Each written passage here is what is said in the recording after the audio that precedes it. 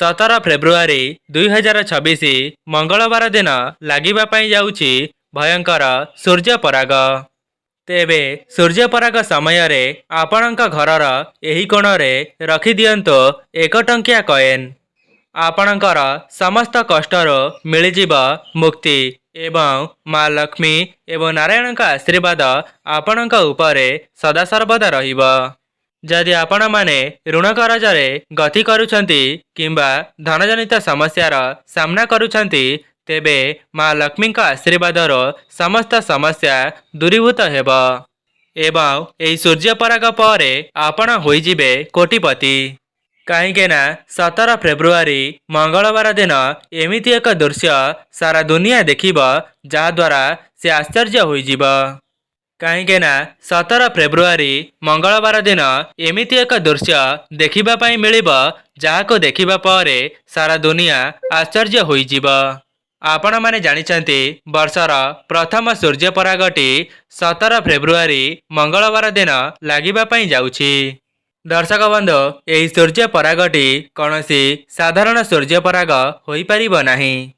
କାହିଁକି ନା ଚଳିତ ବର୍ଷର ସୂର୍ଯ୍ୟପରାଗଟି ଫାଲ୍ଗୁନ ଅମାବାସ୍ୟା ଦିନ ପଡ଼ିବା ପାଇଁ ଯାଉଛି ଏବଂ ଏହା ବର୍ଷର ପ୍ରଥମରୁ ଲାଗୁଥିବା କାରଣରୁ ଏହା ଅତ୍ୟନ୍ତ ଭୟଙ୍କର ଏବଂ ମହାଶକ୍ତିଶାଳୀ ହେବା ପାଇଁ ଯାଉଅଛି।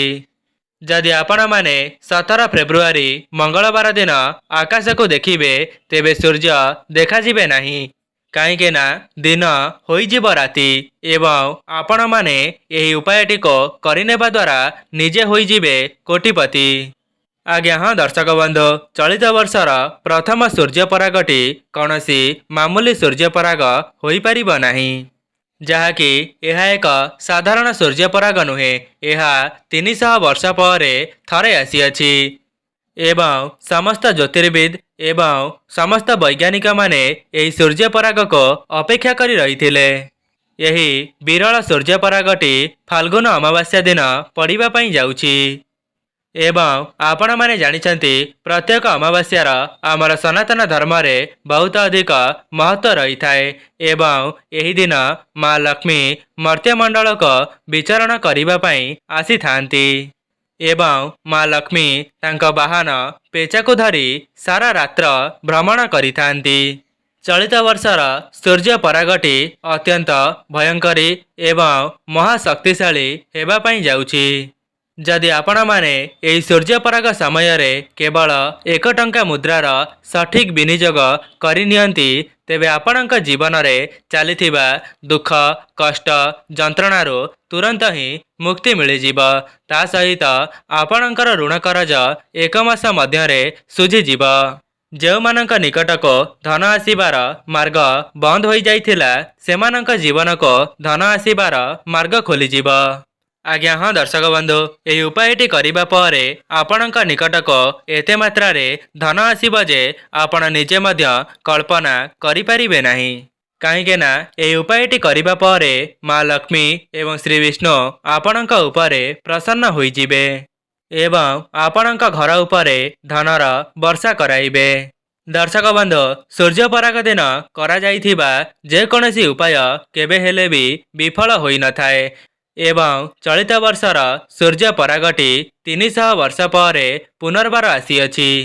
ଆପଣମାନେ ବିରଳ ସୂର୍ଯ୍ୟପରାଗ ଦିନ ଯେଉଁ ବି ଉପାୟଟିକୁ ଥରେ ମାତ୍ର କରିଦେବେ, ସେଥିରୁ ଆପଣଙ୍କୁ 1000 ଗୁଣ ଅଧିକ ଶୁଭଫଳ ପ୍ରାପ୍ତି ହେବ। ଦର୍ଶକ ବନ୍ଧୁ, 17 ଫେବୃଆରୀ 2026 ମଙ୍ଗଳବାର ଦିନ ଲାଗିବା ପାଇଁ ଯାଉଥିବା ଭୟଙ୍କର ସୂର୍ଯ୍ୟପରାଗଟି ଆପଣଙ୍କ ଜୀବନରେ ବହୁତ ବଡ଼ ପ୍ରଭାବ ପକାଇବ। ଯଦି ଆପଣମାନେ ସୂର୍ଯ୍ୟପରାଗ ଲାଗିଥିବା ସମୟରେ 1 ଟଙ୍କିଆ ମୁଦ୍ରାର ସଠିକ୍ ବିନିଯୋଗ କରିନେଉଛନ୍ତି, ତେବେ ଆପଣଙ୍କ ଜୀବନରୁ ଦୁଃଖ, ଦାରିଦ୍ର୍ୟତା ଏବଂ ଧନଜନିତ ସମସ୍ୟା ଖୁବ୍ ଶୀଘ୍ର ଦୂର ହୋଇଯିବ। ଦର୍ଶକ ବନ୍ଧୁ, ଯେଉଁମାନେ ବି ଏହି ଭିଡ଼ିଓଟିକୁ ଦେଖୁଛନ୍ତି, ଆପଣଙ୍କର ଫାଇଦା ନିମନ୍ତେ ଏହାକୁ ଥରେ ମାତ୍ର ପରୀକ୍ଷା କରି ଦେଖନ୍ତୁ। କାହିଁକି ନା ଏପରି ସୁଯୋଗ ଆପଣମାନଙ୍କ ନିମନ୍ତେ ବାରମ୍ବାର ଆସିବ ନାହିଁ। ଯଦି ଆପଣମାନେ ଚାହୁଁଛନ୍ତି ମା ଲକ୍ଷ୍ମୀଙ୍କର ଆଶୀର୍ବାଦ ଆପଣଙ୍କ ଉପରେ ଏବଂ ଆପଣଙ୍କ ପରିବାର ଉପରେ ସଦାସର୍ବଦା ବନି ରହୁ, ତେବେ ଏହି ଭିଡ଼ିଓଟିକୁ ସମ୍ପୂର୍ଣ୍ଣ ଶେଷ ପର୍ଯ୍ୟନ୍ତ ଦେଖନ୍ତୁ ଏବଂ 1 ଟଙ୍କିଆ ମୁଦ୍ରାର ସଠିକ୍ ବିନିଯୋଗ କରିକି ଦେଖନ୍ତୁ। ମୁଁ ଆପଣମାନଙ୍କୁ ଭିଡ଼ିଓର ଆଗରେ ସମସ୍ତ ଉପାୟ ଗୁଡ଼ିକୁ ଭଲ ଭାବରେ ବୁଝାଇ କରି କହିବି।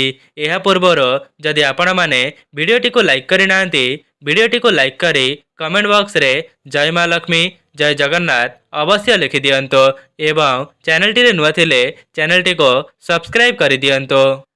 ଯଦି ଆପଣମାନେ ସୂର୍ଯ୍ୟପରାଗ ଲାଗିଥିବା ସମୟରେ କେବଳ 1 ଟଙ୍କିଆ ମୁଦ୍ରାର ସଠିକ୍ ପ୍ରୟୋଗ କରିଦିଅନ୍ତି, ଯାହାକି ଆମର ଶାସ୍ତ୍ରରେ ମାନ୍ୟତା ରହିଛି, ତେବେ ଆପଣଙ୍କ ଜୀବନର ଦୁଃଖ, କଷ୍ଟ ଏବଂ ଧନଜନିତ ସମସ୍ୟା ଦୂର ହେବା ସହିତ ଆପଣଙ୍କ ଜୀବନକୁ ଧନ ଆସିବାର ମାର୍ଗ ଖୋଲିଯିବ। ଯେଉଁମାନଙ୍କର ବ୍ୟାପାର ବାଣିଜ୍ୟ କ୍ଷେତ୍ରରେ ଲାଭ କରିପାରୁନଥିଲେ, ଏହି ଉପାୟଟି କରିବା ପରେ ସେମାନଙ୍କର ବ୍ୟାପାର ବାଣିଜ୍ୟ କ୍ଷେତ୍ରରେ ଲାଭ କରିବା ପାଇଁ ଲାଗିବେ। ଆପଣମାନେ ନିଜେ ଦେଖିବେ ଆପଣଙ୍କ ଜୀବନରେ କେତେ ମାତ୍ରାରେ ଧନର ବର୍ଷା ହେଉଛି। ଦର୍ଶକ ବନ୍ଧୁ, ଏହି ଉପାୟଟିକୁ ସମ୍ପୂର୍ଣ୍ଣ ବିଧିବିଧାନ ଦ୍ୱାରା କରିନେବା ଦ୍ୱାରା ଆପଣଙ୍କ ଜୀବନରେ ଉନ୍ନତି ହେବ। ଆପଣଙ୍କର ବନ୍ଦ ପଡ଼ିଥିବା ବ୍ୟାପାର ପୁନର୍ବାର ଚାଲିବା ପାଇଁ ଲାଗିବ ଏବଂ ଆପଣଙ୍କ ନିକଟକୁ ଧନ ଆସିବାର ମାର୍ଗ ଖୋଲିଯିବ।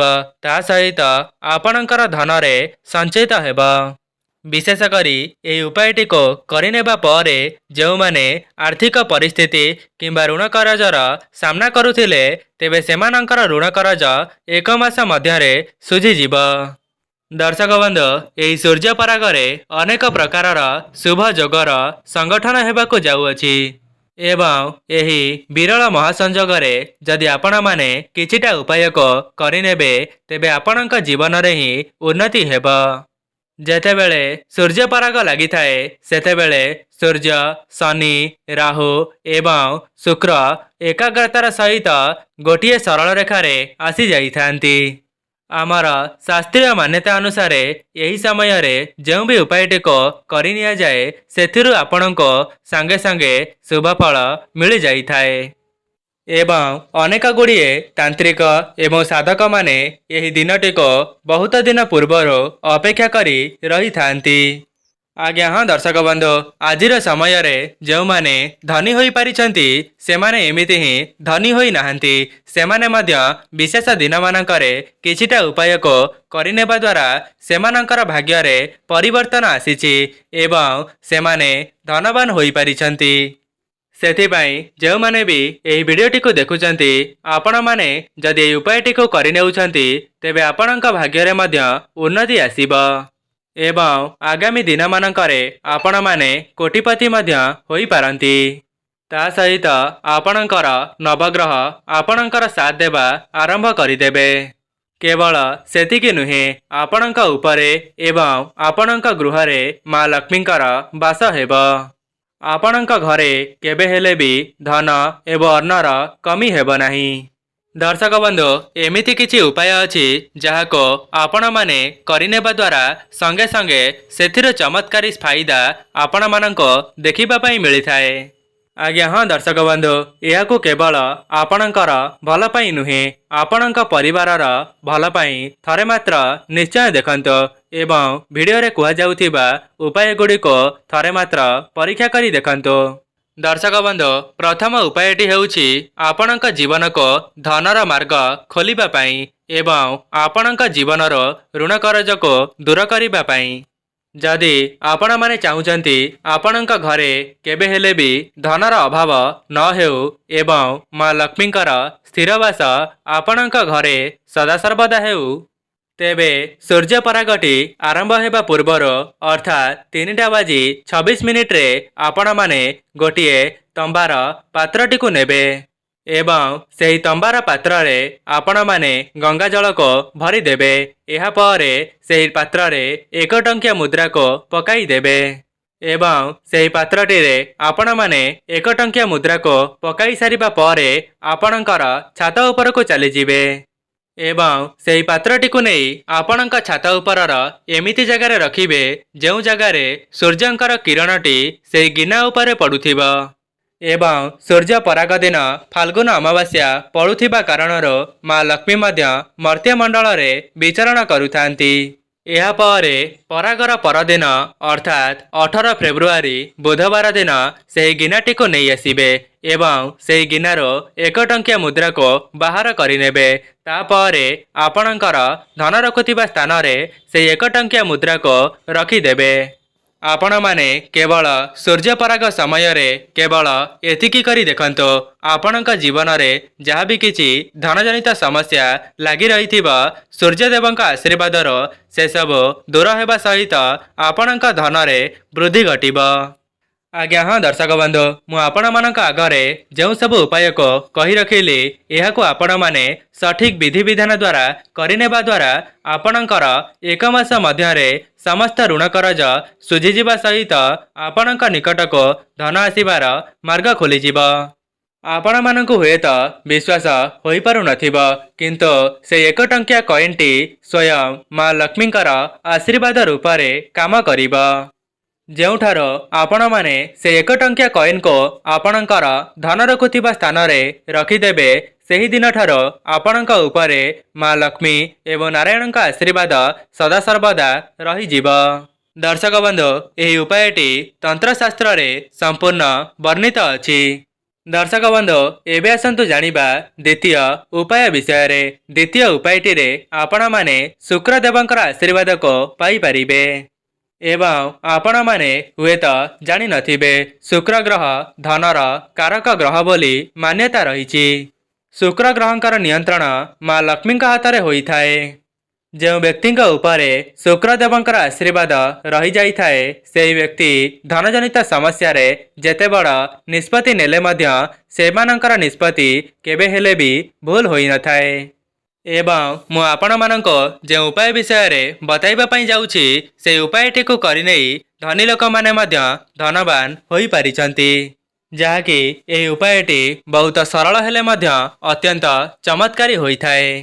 ଦର୍ଶକ ବନ୍ଧୁ, ସୂର୍ଯ୍ୟପରାଗର ପରାଗ ଲାଗିବା ପୂର୍ବରୁ ଆପଣମାନେ ସ୍ନାନ କରିଦେବେ। ଏହାପରେ ଲାଲ ରଙ୍ଗର ବସ୍ତ୍ରକୁ ପରିଧାନ କରିଦେବେ। କାହିଁକି ନା ମା ଲକ୍ଷ୍ମୀଙ୍କୁ ଲାଲ ରଙ୍ଗ ବହୁତ ପସନ୍ଦ ହୋଇଥାଏ। ସେଥିପାଇଁ ଲାଲ ରଙ୍ଗର ବସ୍ତ୍ର ପରିଧାନ କରିବା ପରେ ଆପଣମାନେ 1 ଟଙ୍କିଆ 2ଟି କଏନ୍କୁ ନେବେ ଏବଂ ସେହି କଏନ୍ଟିକୁ ନେଇ ଆପଣଙ୍କର ଠାକୁର ଘରକୁ ଚାଲିଯିବେ। ଏହାପରେ ସେହି କଏନ୍ଟିକୁ 2 ହାତରେ ଧରି ନେଇ ଆପଣମାନେ ମା ଲକ୍ଷ୍ମୀଙ୍କର ବୀଜ ମନ୍ତ୍ରକୁ 11 ଥର ଜପ କରିବେ। କାହିଁକି ନା ମା ଲକ୍ଷ୍ମୀଙ୍କୁ 11 ସଂଖ୍ୟାଟି ବହୁତ ପ୍ରିୟ ହୋଇଥାଏ ଏବଂ ସେହି ବୀଜ ମନ୍ତ୍ରଟି ହେଉଛି ଓ ମହାଲକ୍ଷ୍ମୀସ୍ୟ ନମଃ। ଏବଂ ଏହି ମନ୍ତ୍ରଟିକୁ 11 ଥର କହିନେବା ପରେ ଗୋଟିଏ କଏନ୍କୁ ଆପଣଙ୍କର ପର୍ସରେ ରଖିବେ ଏବଂ ଦ୍ୱିତୀୟ କଏନ୍ଟିକୁ ଆପଣମାନେ ଯେଉଁ ଘରେ ଅଧିକ ସମୟ ଅତିବାହିତ କରୁଥିବେ, ସେହି ରୁମ୍ରେ ନେଇ ସେହି 1 ଟଙ୍କିଆ ମୁଦ୍ରାକୁ ରଖିଦେବେ।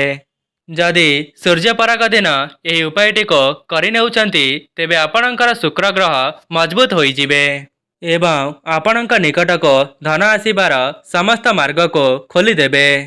ଯେଉଁମାନେ ବି ଏହି ଭିଡ଼ିଓଟିକୁ ଦେଖୁଛନ୍ତି, ଆପଣମାନେ ଏହି ବିରଳ ମହାସଂଯୋଗଟିକୁ ଜମାରୁ ହେଲେ ହାତଛଡ଼ା କରନ୍ତୁ ନାହିଁ।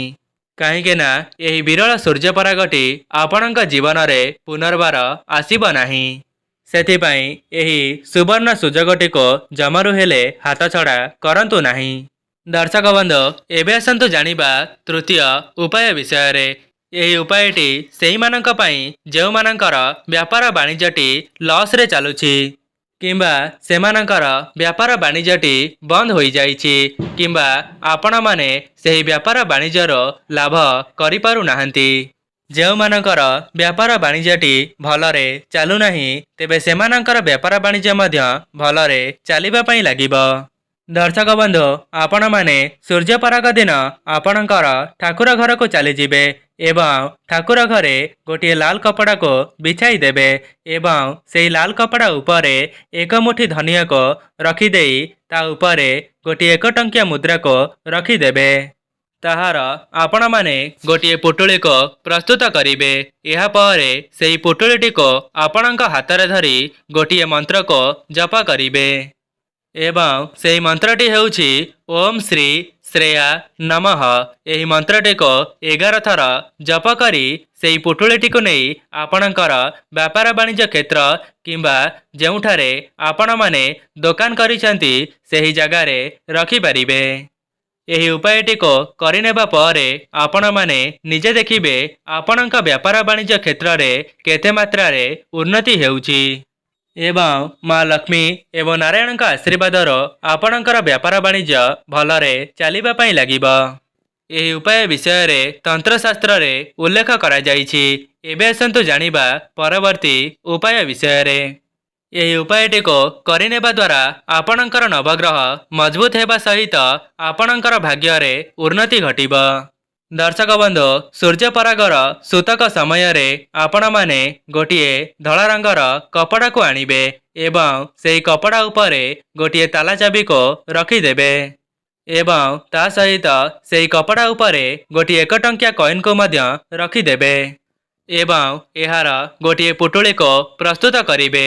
ତାପରେ ସୂର୍ଯ୍ୟପରାଗ ଆରମ୍ଭ ହେବା ପୂର୍ବରୁ ଆପଣଙ୍କ ଛାତ ଉପରେ ନେଇ ଏହି ପୁଟୁଳିଟିକୁ ରଖିଦେବେ।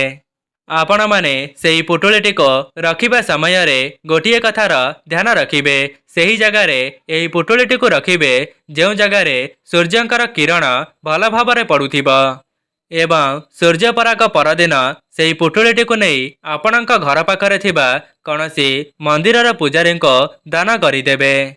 ଯଦି ଆପଣମାନେ କେବଳ ସୂର୍ଯ୍ୟପରାଗର ସୂତକ ସମୟରେ ଏହି ଉପାୟଟିକୁ କରିଦେଉଛନ୍ତି ତେବେ ବିଶ୍ୱାସ ରଖନ୍ତୁ ଆଗାମୀ ଦିନମାନଙ୍କରେ ଆପଣଙ୍କର ଭାଗ୍ୟ ମଧ୍ୟ ପରିବର୍ତ୍ତନ ହୋଇଯିବ।